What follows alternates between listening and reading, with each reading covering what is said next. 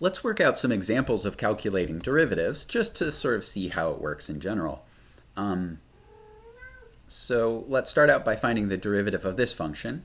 F of x is x cubed.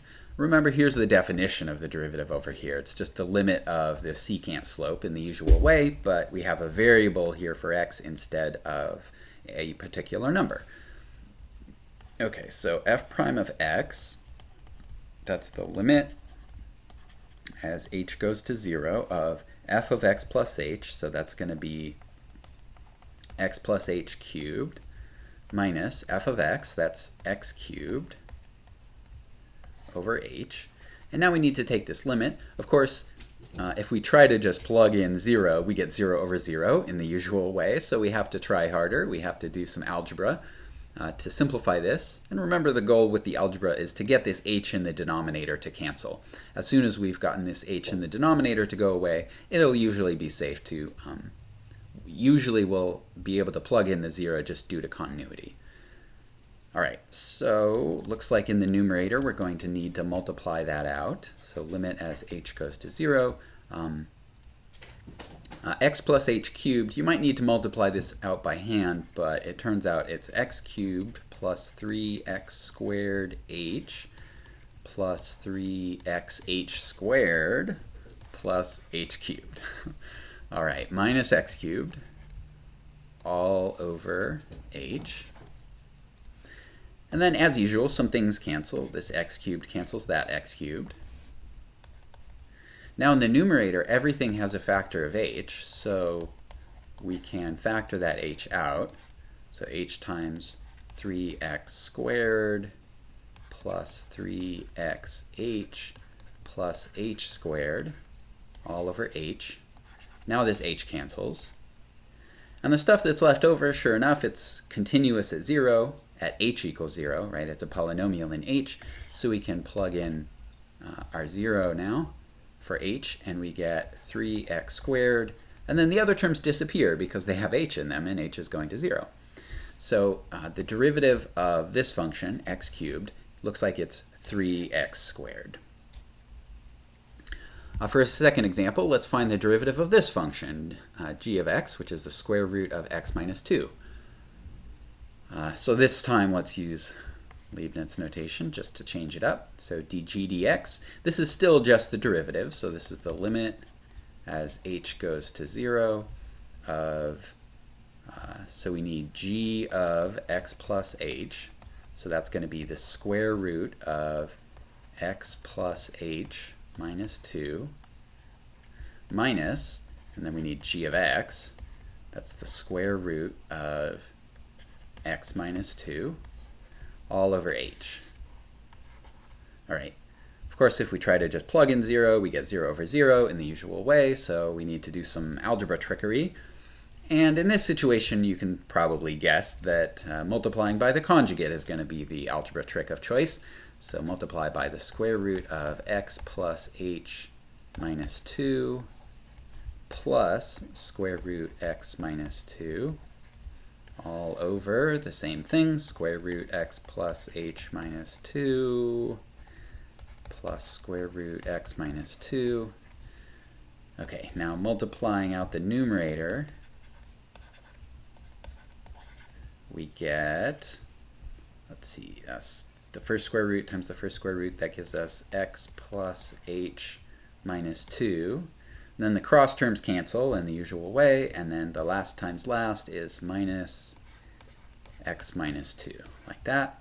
And then in the denominator, we have h times the square root x plus h minus 2 plus square root x minus 2. Okay. Now in our numerator, here's a plus x and there's a minus x, and here's a minus 2 and there's a plus 2. This one's a plus 2 because it's a double negative there and there, right?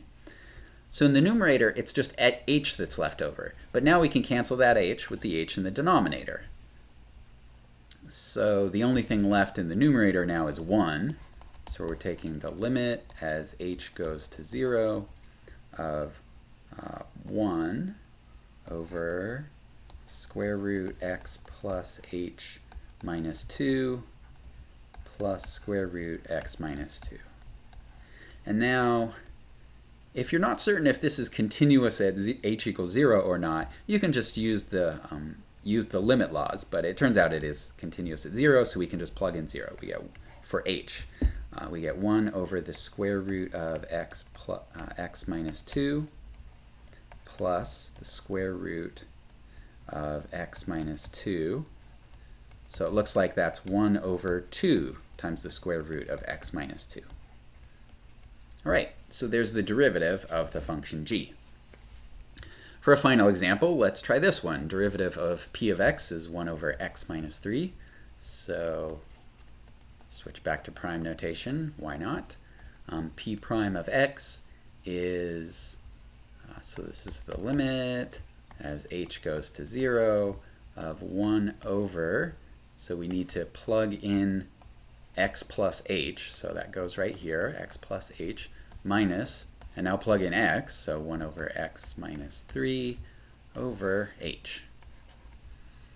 All right, the algebra trick for this situation is to multiply by the least common multiple of these two denominators here. So that's going to be x plus h minus 3 times x minus 3.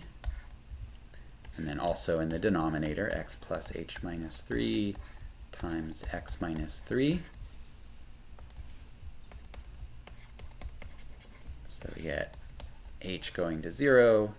When we distribute to the first term, the first factor cancels, so we're left with x minus 3, and then minus, and then when we distribute to the second term, the second factor cancels, and we're left with x plus h minus 3. Don't forget the parentheses here. And then in the denominator, h times x plus h minus 3 times x minus 3. All right, now simplifying the numerator, don't forget to distribute this minus sign to each term here. And when we do that, you can see here we have a plus h and there's a minus h. Here we have a minus 3, there's a plus 3. And so h is the only thing left in the numerator. Well, if h is the only thing, well, actually careful, this is a minus h, right? Because this negative is hitting this. So let me write minus h over here. H is the only thing left in the numerator, so now we can cancel that h. And we're left with the limit as h goes to 0 of minus 1 over x plus h minus 3 times x minus 3. And now we can take the limit as h goes to 0 directly. Turns out this is continuous at 0 since it's defined as 0. So we get minus 1 over, let's see, x minus 3 times x minus 3. So that's actually minus 1 over x minus 3 squared. All right, so you can see that all of the algebra tricks that we used to calculate derivatives at single points or slopes of particular tangent lines, we can use the exact same algebra tricks to calculate derivatives as functions. It's just that the algebra gets maybe a little trickier because there's more than one variable around. But other than that, the algebra tricks work pretty much exactly the same way.